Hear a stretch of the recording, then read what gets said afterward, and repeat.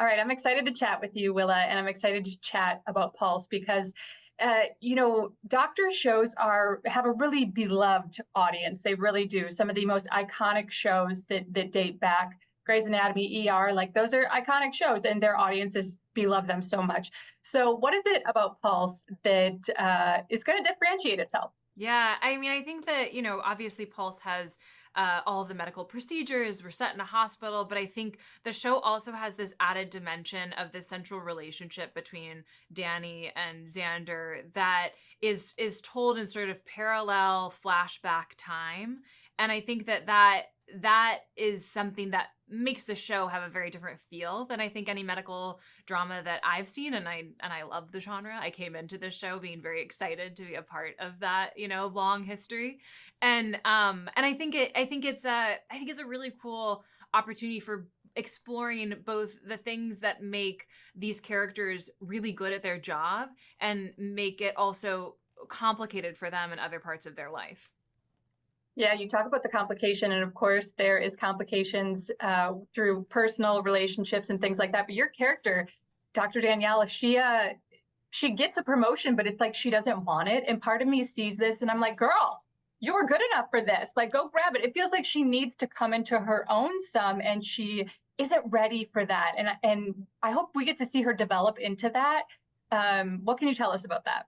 I think that when we meet her, simultaneously she's having this sort of huge upheaval in her professional life, where suddenly she gets this thing handed to her, which is a promotion. But also at the same time, she's having a humongous upheaval in her personal life, which has also bled into her professional life, which I think is never a great recipe for doing your best in both situations at the same time. So I think that, we see her, I would say, adequately apprehensive about a enormous change that's happened at perhaps maybe the wrong moment.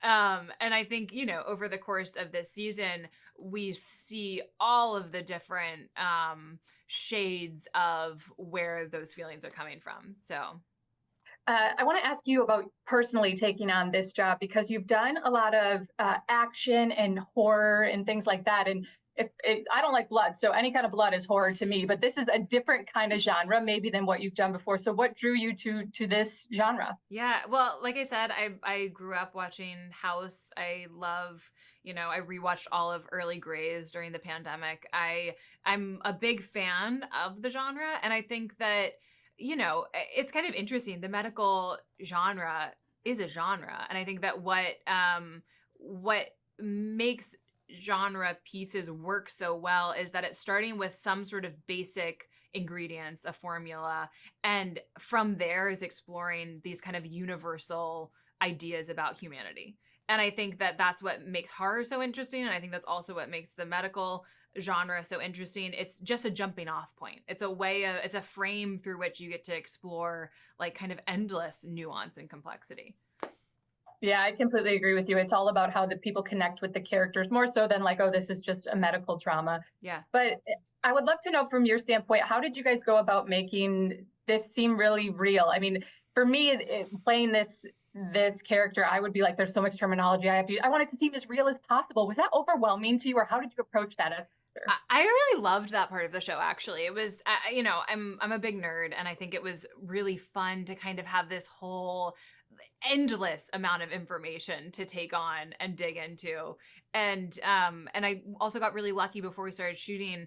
Right before we started shooting, I got to go to an emergency room in California and shadow a doctor for a day, and it was so important in going into the show to have had that experience of getting to just see the kind of utter professionalism and sort of unfazedness about whatever was coming in through the doors, and also to just see truly how much the residents do, because obviously the attending physicians are the ones who are kind of overseeing everything, but the resident who I was following while I was there was truly the one interfacing with the patients the entire day. And it was just really, it added a whole sort of layer to my understanding of how Danny would walk through her career and her life in the hospital in a day-to-day way.